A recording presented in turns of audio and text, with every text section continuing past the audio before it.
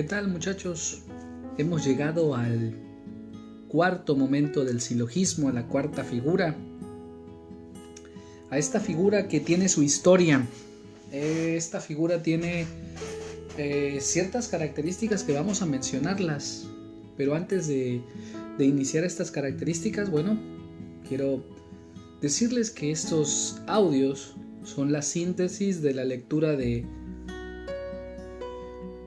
cinco libros que han tratado la lógica, ¿no? Esencialmente tratados de lógica general de Aristóteles. En ese libro ustedes van a encontrar desde la creación del árbol de Porfirio, que es esa cuestión de la relación de los conceptos que vimos en el primer parcial, que fue la segunda tarea. Encontrarán la estructura de los juicios. El juicio es un tema que en la lógica ha sido tratado mucho y que al momento todavía se sigue trabajando mucho sobre el concepto de juicio. Muchos de ustedes en la tarea del juicio me pusieron juicio jurídico y ya por ahí hice precisiones en su momento, ¿no? No, muchachos, es juicio lógico. Los juicios jurídicos o los juicios se fueron por juzgado, por penales y esas cosas, pues no estaba del todo bien esa tarea. Va relacionado en función de los enunciados, no de la palabra juicio.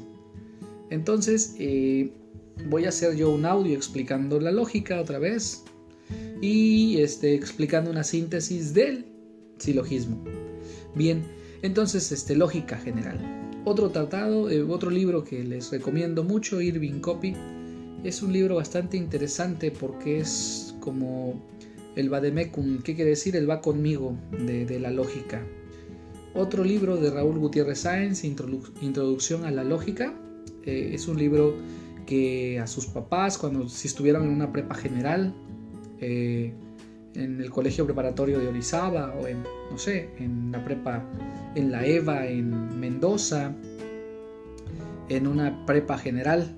Este es un libro que conocieron o que sus profesores lo conocían en función de que fue un libro que estuvo de moda y fue muy relevante en los años 80, 90 también. Un tercer libro que yo les recomiendo también se llama Introducción a la lógica, pero aquí es algo de la lógica simbólica de Gamut. De ahí solo estoy tomando ciertos enunciados, ya que a esa parte de la lógica no llegamos a la lógica simbólica, no llegamos a la lógica del cálculo proposicional, tablas de verdad, no llegamos a pruebas de validez, no llegamos ya como tal a la lógica matemática, no llegamos hasta allá. Un quinto libro que me ayudó a estructurar los enunciados es En el nombre de la rosa, de Humberto Eco, donde el personaje central ocupa mucho la deducción para resolver el problema de un conjunto de monjes que mueren en una abadía, así se llama, en una abadía. Y curiosamente este sujeto, Guillermo de Baskerville, llega a la conclusión, pero no por la deducción, sino por la variable concomitante. Si les interesa leer el libro, ver la película, escuchar el audiolibro, se los recomiendo, En nombre de la rosa. El personaje es Guillermo de Baskerville, pero la narra Axo, que es un joven que acompaña al maestro Guillermo de Baskerville a indagar en esa abadía el por qué la gente o por qué algunos monjes están muriendo después de que consultan un libro. Ahí hay un personaje bastante oscuro, siniestro, que representa una época de la historia de la humanidad, que es Jorge, el monje Jorge, que es un monje ciego. Bien, les podría contar más del libro, pero no, vámonos a lo que nos compete. Esos son los 5 libros. Además, los audios que yo les he mandado del Dr. Blodman Jones, ¿no? Que es un personaje que se disfraza y así expone la lógica y así expone la filosofía, expone los distintos pensamientos filosóficos que él va teniendo. En especial de la lógica fue una serie que le llamó Lógica Aristotélica. Son cerca de 76 capítulos, los más largos son de 13 minutos. Les recomiendo verlos, no les hace mal. La lógica les debe abrir el panorama. Si no hoy, mañana, pasado, ahí van a estar los materiales. Entonces es muy, muy importante ver a la lógica como esa disciplina que nos enseña a pensar y a reflexionar. ¿Para qué nos va a servir? Para muchas cosas. Yo no te puedo decir para qué va a servir, solo sé que te va a servir. Yo no sé para qué sirva un cucharón. Ya sabemos que sirve para servir atole, para servir el mondongo, para servir la sopa. Pero no siempre lo tienes sirviéndote. Está allí porque en algún momento lo vas a utilizar. Pero tenemos una idea de que todo tiene que servir, y cuando nos referimos a servir tiene que ver a ganancia. No, muchachos, no todo es ganancia en esta vida. Hay más elementos importantes por el cual se estudia o por el cual se aprende. Bien, vamos a empezar con la cuarta figura. ¿Qué vamos a decir de la cuarta figura? No es una figura tratada por Aristóteles, es decir, esta cuarta figura del silogismo no la trata Aristóteles en sus libros. Esta cuarta figura se empezó a formar en las escuelas, en la academia, en el Partenón, se fue creando, desarrollando por Galeno, que es un médico que estuvo en Esmirna, que estuvo en Cartago, que llegó a Roma, y que él continuó con la teoría de Hipócrates sobre los humores, la bilis, etc. Pero él hablaba de un tratamiento previo. O sea, Galeno sería el padre de la medicina preventiva. También sería el padre de la herbolaria, porque muchos de sus tratamientos tenían que ver con la extracción de elementos de la naturaleza. Hay que leer los tratados de Galeno. Él fue quien desarrolló este elemento de la cuarta figura del silogismo, con 5 modos naturales, ¿sí? Con 5 modos naturales, y por allí, en uno de ellos, se puede generar un sexto modo al alterar una letra, una O, una E por una O, ¿de acuerdo? Siguiendo el cuadro de oposiciones. Entonces, bueno, Galeno. ¿Qué más podemos decir? Es una figura poco tratada. O sea, dice el Lodman Jones, ustedes si vieron el video, dice algo que es, si el profesor te puso esto es porque es un gandalla, ¿no? Y qué bien por el profesor, ¿no? O sea, alaba a los profesores por poner esta cuarta figura. Lo mío no es por gandallismo, es para demostrarles que podemos estructurar el pensamiento acomodando las palabras correctamente para podernos dar a entender. Es decir, las figuras del silogismo es estructurar nuestro pensamiento acomodando las palabras para crear enunciados con los que nos podamos entender. Otra cosa que debemos saber sobre la cuarta figura es que el término medio en la primera proposición es predicado y en la segunda proposición es sujeto. ¿De acuerdo? Y se concluye con sujeto y predicado, con la respectiva regla de que la conclusión viene de la premisa más débil. ¿De acuerdo? Los modos de esta cuarta figura, ustedes los están viendo en la pantalla, ustedes los están observando en este momento en su celular, tableta, computadora, pero se los voy a leer. El primer modo es Bramanti, con P al final. El siguiente es Camentes. Siguiente, Dimatis. Siguiente, Fesapo. Siguiente, Fresizón. Y vuelvo a recordar, estas letras que están allí, las literales, las vocales esencialmente, corresponden al tema de las proposiciones, a un tema que está dentro del juicio. Recordando, A, E, I, O. Recordando que en esas proposiciones siempre hay una cantidad. La cantidad es todos, todas, algunos, algunas, algún, ningún, ningunas, ningunos y algunos, ¿no? De acuerdo. Entonces hay cantidad. Es decir, todos, todas, ningún, ninguna. En plural lo pueden poner, algún, algunas. Y también hay cualidad. La cualidad es la P. Todo S es P. Ningún S es P. Algún S es P. Algún S no es P. Es decir, el predicado va a representar la cualidad de un concepto que lo ponemos como sujeto. Oye, maestro, estás muy enredado. Y sus papás, oye, es que yo escucho los audios y está muy enredado. Señor, es que usted no vio el tema del juicio.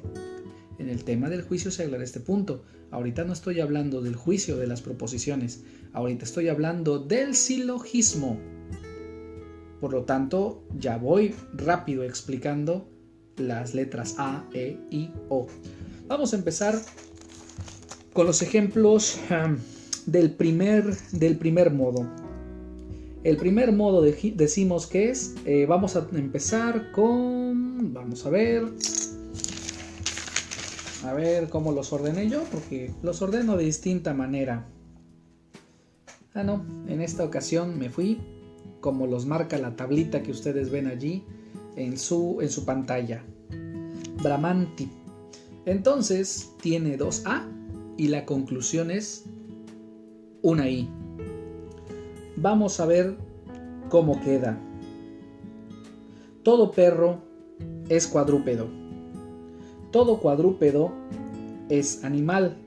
Conclusión, algún animal es perro.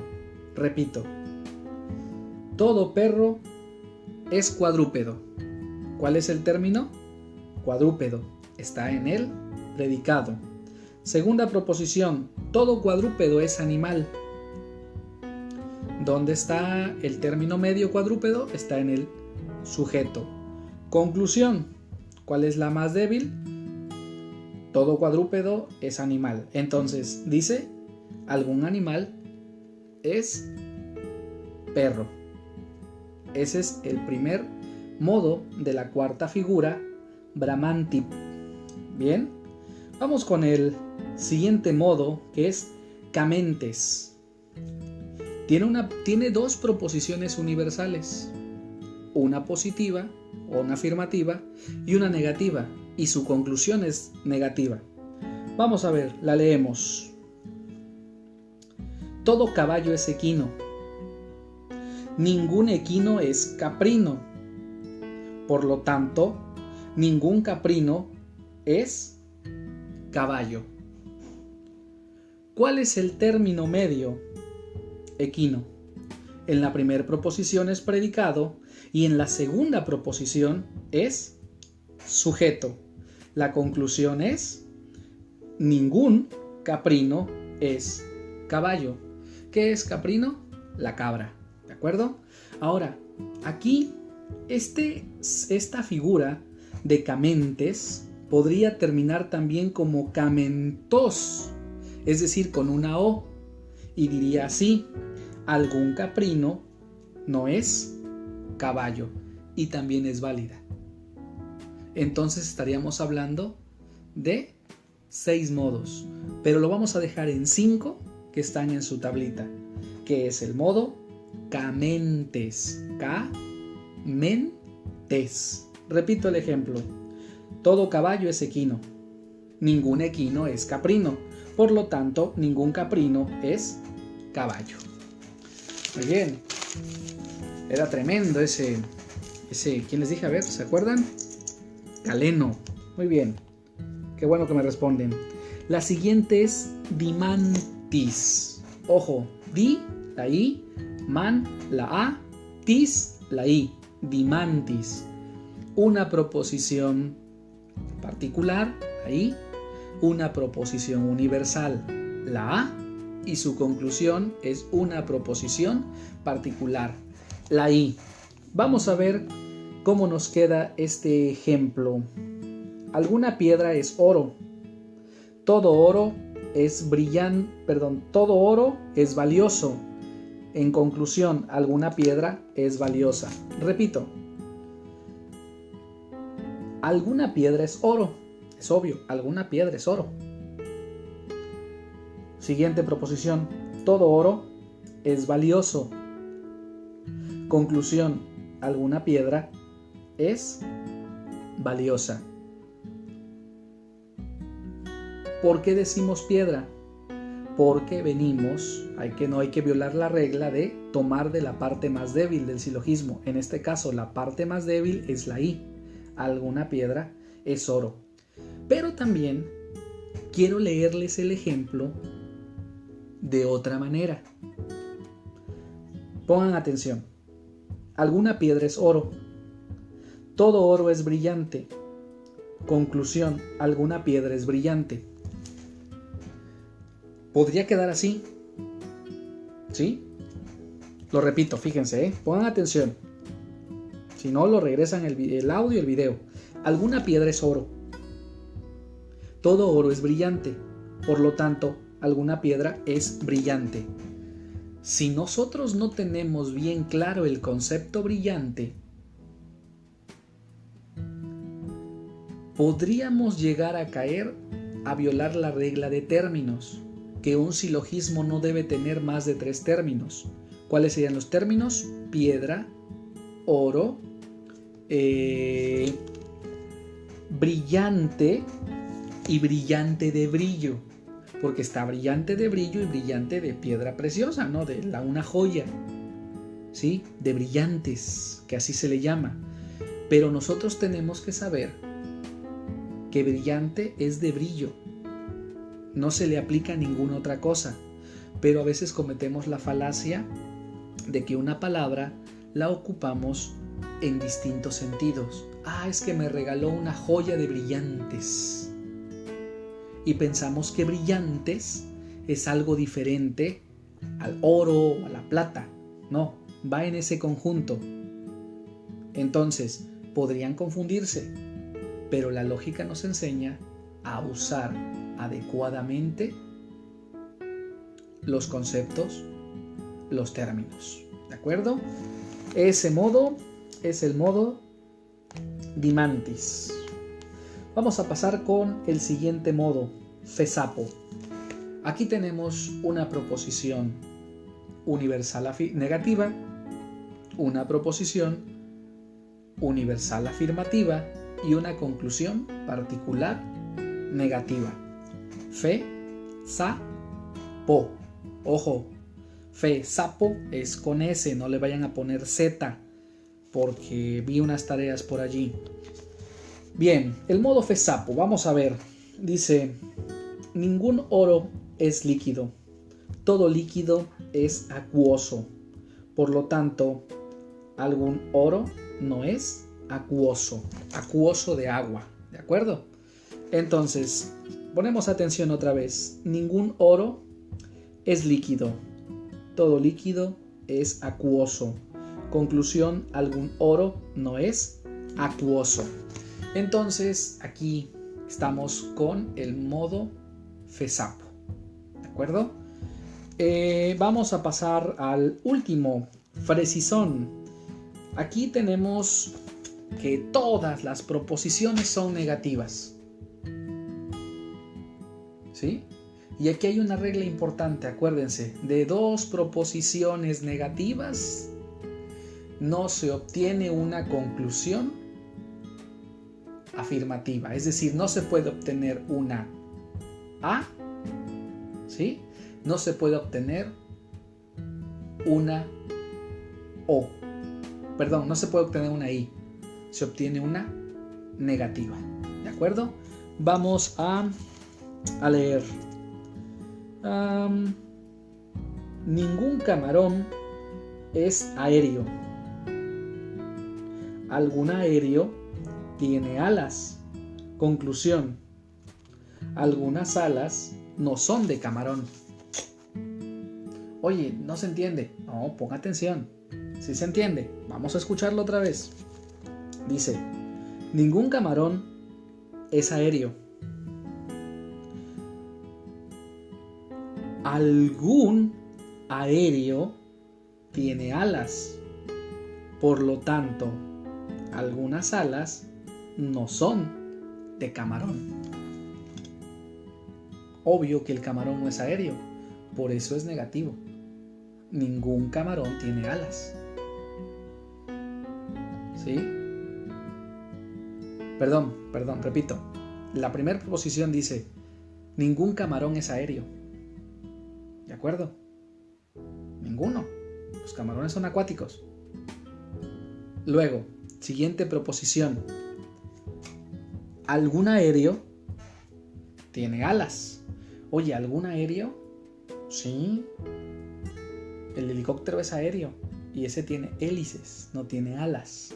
Pero por eso decimos, algún aéreo tiene alas. Conclusión, algunas alas no son de camarón.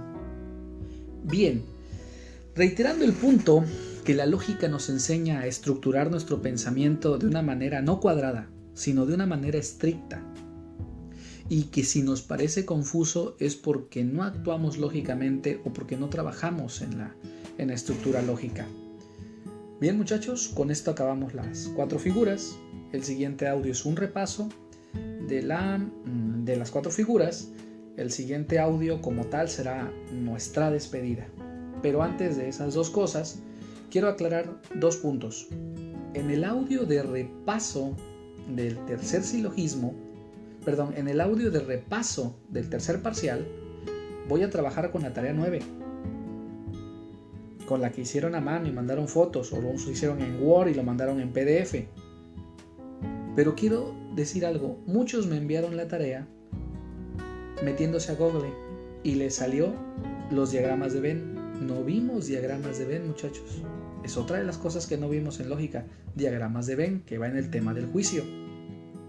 Yo a esos muchachos les dije, no corresponde, chequen su correo porque ya les respondí esa tarea 9. Las únicas tareas que están pendientes son las que se subieron después.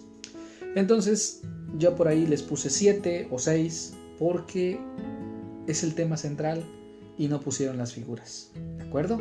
A pesar de que se las mandé escritas, dibujadas en Classroom y además se veían en los videos. No, muchachos, Google tiene todo, pero si no estás conducido adecuadamente para revisar, te me pierdes. Saludos, un abrazo.